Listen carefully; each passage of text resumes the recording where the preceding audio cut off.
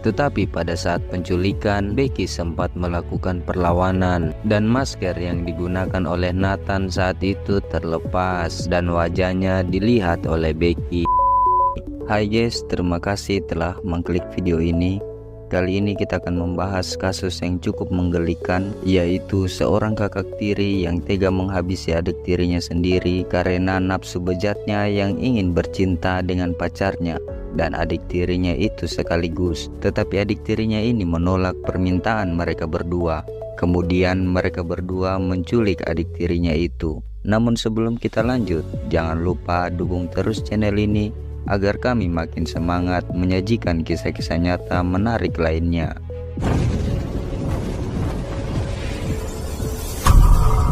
Becky Watts yang memiliki nama asli Rebecca Mary Watts. Ia lahir pada tanggal 3 Juni 1998 di kota Bristol, Inggris. Gadis ini terlahir dari pasangan Darren Galsworthy dan Tanya Watts. Ia memiliki kakak kandung laki-laki bernama Daniel Watts. Saat Becky dan Daniel masih kecil, kedua orang tuanya sudah bercerai dan mereka berdua pun memutuskan untuk tinggal bersama ayahnya. Dan tak lama kemudian, Darren ayah Becky ini menikah lagi dengan seorang janda bernama Angie. Angie ini ia juga memiliki anak bernama Nathan Matthews yang usianya 10 tahun lebih tua dibandingkan Becky, adik tirinya.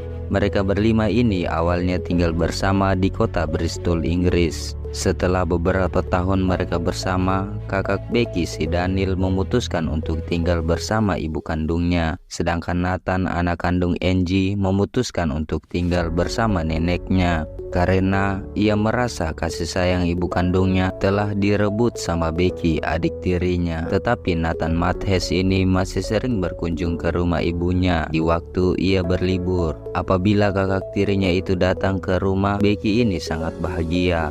Dia selalu mengajak kakak tirinya itu bermain, dan kalimat pertama ketika Becky mulai belajar berbicara, nama Nathan yang pertama disebut. Tetapi siapa sangka ternyata Nathan ini menyimpan dendam pada adik tirinya itu. Ia selalu membuli adiknya dengan kalimat-kalimat dasar gemuk dan tidak tahu diri. Kata-kata ini sama persis dengan kata-kata yang selalu diucapkan teman-teman Becky di sekolah saat ia berusia 16 tahun. Dan bulian inilah yang membuat Becky menjaga pola makannya sangat berlebihan, dengan tujuan ia ingin memiliki tubuh yang mungil. Tetapi bukannya mendapat tubuh yang mungil, justru ia kena penyakit anoreksia. Jadi penyakit anoreksia secara medis dikenal dengan istilah anoreksia nervosa, yang merupakan gangguan makanan yang ditandai dengan penurunan berat badan yang sangat drastis. Hal ini terjadi karena penderitanya melakukan diet yang berlebihan. Untungnya penyakit ini dapat sembuh saat Becky berusia 13 tahun berkat support dari bapak kandung dan ibu tirinya, di mana mereka selalu memberikan motivasi agar anaknya itu dapat sembuh. Setelah sembuh dari penyakitnya, Becky pun memulai kehidupannya kembali secara normal, dan teman-temannya di sekolah pun mulai peduli kepadanya dan mereka mulai menyayangi Becky. Selama bertahun-tahun kehidupan Becky ini berjalan baik-baik saja, hingga akhirnya ketika ia menginjak usia 16 tahun, sebuah tragedi yang menggenaskan terjadi padanya. Pada pagi hari tanggal 19 Februari tahun 2015, Becky yang telah kembali ke rumahnya setelah semalam menginap di rumah temannya, ia bertemu dengan ibunya di rumah mereka. Kemudian mereka berdua sempat mengobrol saat itu, dan tak lama kemudian ibu tiri Becky ini mengatakan kepada Becky bahwa dirinya mau ke dokter untuk memeriksa penyakitnya tepatnya pada jam 11:15. Sementara ayah Becky di saat itu ia sedang bekerja. Setelah ibu tiri Becky berangkat ke dokter, Becky pun masuk ke kamarnya untuk beristirahat. Tak lama kemudian, Nathan dan pacarnya bernama Shauna Howard tiba di rumah. Saat mama tiri Becky ini kembali, ia tidak menemukan Becky lagi. Dan ketika mama tirinya ini memeriksa di dalam kamar Becky, semua barang-barang milik Becky ada di dalam kamar.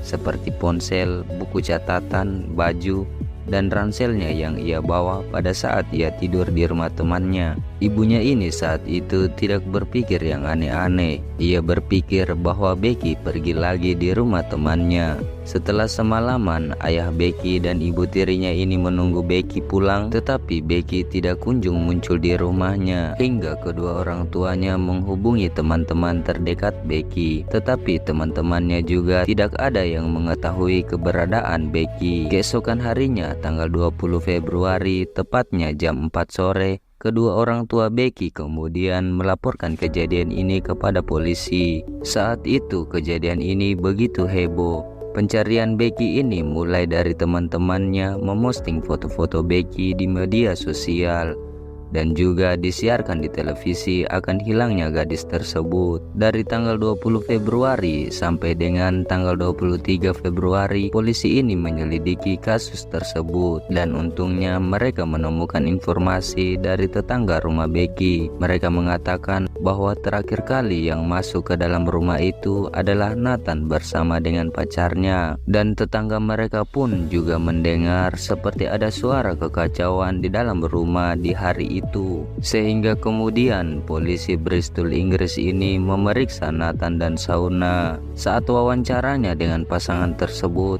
polisi ini memperhatikan kelakuan Shauna ada yang cukup aneh, di mana Shauna tidak menunjukkan kekhawatiran sama sekali, dan sesekali ia tertawa selama percakapan dengan polisi. Sementara Nathan mengaku tak menyukai Becky.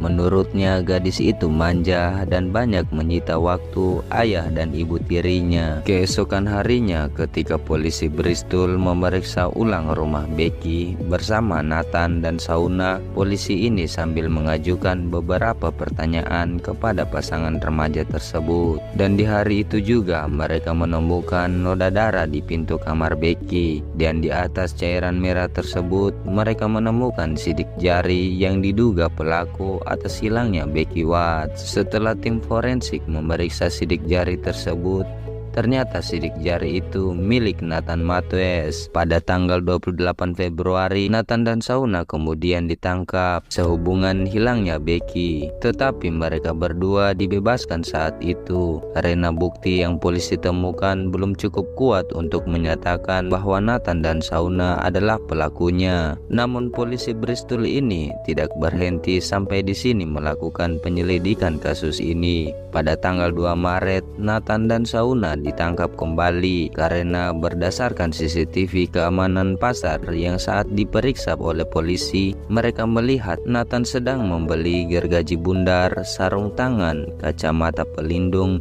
dan produk pembersih. Setelah Nathan ditangkap, pengacara Nathan mengatakan melalui surat yang ditulis Nathan bahwa ia awalnya tidak berniat melakukan penghilangan nyawa. Ia hanya berniat untuk menculik Becky dan memberikan pelajaran agar ia belajar menghargai keluarganya. Tetapi pada saat penculikan, Becky sempat melakukan perlawanan, dan masker yang digunakan oleh Nathan saat itu terlepas dan wajahnya dilihat oleh Becky, sehingga ia mencekik Becky dan terjatuh. Dan saat ia memeriksa denyut nadi Becky, ternyata ia sudah tidak bernyawa. Kemudian ia menyeret adik tirinya tersebut masuk ke dalam bagasi mobilnya. Sedangkan Shauna, pacarnya, ia mengatakan bahwa Shauna tidak melakukan apa-apa, di mana saat kejadian itu Shauna berada di taman menunggu Nathan. Setelah itu kemudian mereka berdua pulang di apartemen mereka, dan keesokan harinya ia kemudian memisah-misahkan tubuh Becky menjadi 8 bagian, lalu ia masukkan ke dalam koper dan tas karena takut ketahuan akan perbuatan kejinya jika jasad Becky disimpan dalam apartemen yang mereka tinggali. Kemudian jasad Becky disimpan di suatu gudang yang berjarak 80 meter dari apartemennya. Meskipun kesaksian Nathan bahwa Shauna tidak terlibat dalam eksekusi ini polisi tidak semerta-merta menerima pernyataan tersebut. Mereka justru lebih mendalami kasus ini, apa sesungguhnya motif Nathan melakukan semua ini. Dan ternyata setelah polisi memeriksa handphone milik Nathan dan Shauna serta apa saja yang mereka lakukan di handphonenya, mereka menemukan situs pornografi dan beberapa rencana mereka menculik Becky, serta ada pesan yang telah dihapus dari handphone mereka berdua.